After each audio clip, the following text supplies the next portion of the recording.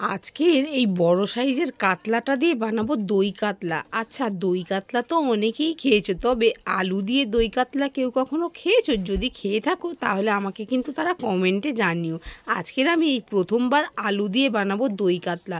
তো সবার প্রথমে আমি এখানে কাতলা মাছটা কেটে নিয়েছি। তো মোটামুটি একটা বড় সাইজের বড়মশাই কাতলা নিয়ে এসেছিলো, তো সেই কাতলাটা কেটে নিয়েছিলাম, নিয়ে বেশ কিছু মাছ রেখে দিয়েছি। আর বড় সাইজগুলো আমি আজকে দই কাতলা বানাবো। তো সেগুলোর মধ্যে প্রথমেই ধুয়ে পরিষ্কার করে নিয়ে নুন, হলুদ, লঙ্কার গুঁড়ো ভালো করে মাখিয়ে 5 মিনিট মতন রেখে দিয়েছিলাম। এবার এদিকে কড়াইতে একটু বেশ অনেকটা পরিমাণে সর্ষের তেল দিয়েছি। মাছগুলোকে একটু ভালো করে ভেজে নেব।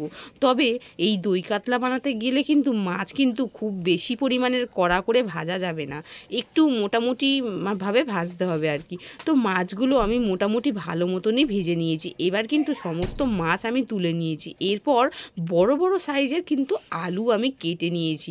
তো আজকে যেটা প্রথমেই বললাম যে আলু দিয়ে আজকে দই কাতলা বানাবো। তো যাই হোক, এই যে আলুটা কিন্তু একদমই লাল লাল করে ভেজে নিতে হবে। আর এর মধ্যে সামান্য একটু নুন আর হলুদ দিয়ে আমি আলুটা একদম খুব সুন্দর করে কিন্তু ভেজে নেব। এইটা কিন্তু মানে আলুটা ভাজার মধ্যেই যেন 50%-এর বেশি যেন সেদ্ধ হয়ে যায়। তো মোটামুটি আমি কিন্তু আলু কিন্তু ভালো মতন ভেজে নিয়েছি, একদম লাল লাল কড়া কড়া করে ভেজে নিয়েছি। এবার সমস্ত আলু তুলে নিয়েছি। যেই তেলটুকু রয়েছে ওই তেলের মধ্যে একটু গোটা গরম মশলা ফোড়নে দিয়েছি।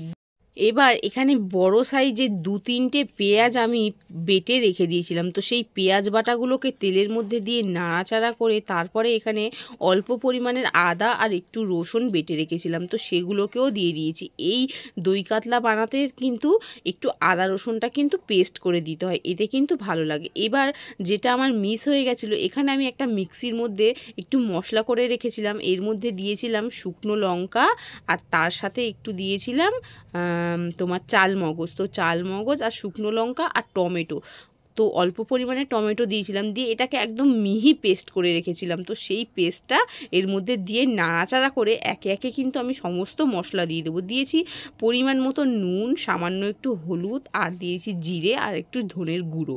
তো এগুলোকে দিয়ে কিন্তু ভালো মতন এটা নাড়াচাড়া করে একটু মশলাটাকে কষিয়ে নিতে হবে, মশলা থেকে যাতে কাঁচা গন্ধ না থাকে। এবার কিন্তু মশলাটা কষানো হয়ে গেলে তারপরে কিন্তু আমি আলু ভেজে রেখেছিলাম, তো সেই আলুগুলো দিয়ে দিয়েছি, দিয়ে এটা নাড়াচাড়া করে ভালো মতন মিশিয়ে নিয়েছি। এবার কিন্তু গ্যাসের ফ্লেমটা কিন্তু একদম কমিয়ে দেবো। দিয়ে এখানে প্রায় 1 বাটি মতন আমি দই দিয়েছি। যেহেতু দই কাতলা তাই তো দই তো দিতেই হবে। তো এখানে দইটা দিয়ে কিন্তু ভালো মতন নেড়ে চেড়ে এটা কিন্তু মশলার সাথে মিশিয়ে নিতে হবে, না তো কিন্তু এক এক সময় দইটা মানে দেওয়ার পরে কিন্তু দইটা কেটে যায়। তো এই কারণে দইটা দিয়ে সঙ্গে সঙ্গে ভালো মতন মশলার সাথে কিন্তু দইটাকে মিশিয়ে নিতে হবে। আর তার মধ্যে সামান্য একটুখানি দিয়েছি চিনি। এবার এটাকে ভালো মতো নেড়ে চেড়ে মিশিয়ে নেব। দিয়েছি কয়েকটা কাঁচা লঙ্কা চেরা। এখানে আমার কাছে একটু কালারটা কম মনে হচ্ছিল, তাই আমি একটু সামান্য দিয়েছি কাশ্মীরি লঙ্কার গুঁড়ো। এতে কিন্তু দই কাতলার কালারটা কিন্তু দেখতে দারুণ আসে। তো এবার কিন্তু মোটামুটি আমার কষতে কষতে যখন তেলটা ছেড়ে যাবে তখন কিন্তু আমি এর মধ্যে জল দিয়ে দিয়েছি।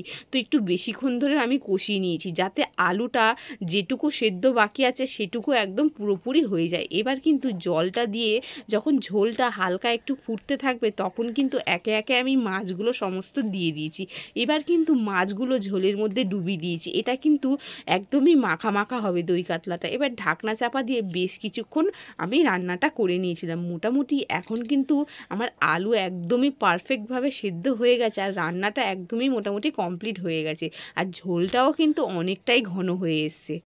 তো এই যে আমার কিন্তু আজকের কালারিং দই কাতলা কিন্তু রেডি হয়ে গেছে। আজকের দই কাতলাটা কিন্তু একটু অন্যরকম বানিয়েছিলাম। আচ্ছা, রেসিপি তোমাদের কেমন লাগলো সেটা কিন্তু অবশ্যই জানিও। আচ্ছা, নামানোর আগে আমি এখানে দিয়েছিলাম সামান্য একটু গরম মশলার গুঁড়ো, আর একটু নুন কম হয়েছিল, নুনটা দিয়েছি। এবার কিন্তু নাড়াচাড়া করে এটা 10 মিনিট আমি ঢেকে রেখে দিয়েছিলাম। তো 10 মিনিট পর আমি কিন্তু এটা সার্ভ করে নিয়েছি। দারুণ হয়েছিল কিন্তু। এমন রান্না করছো যে এত ঝাল হয়েছে আমি তো খেতেই পারিনি। তাই নাকি?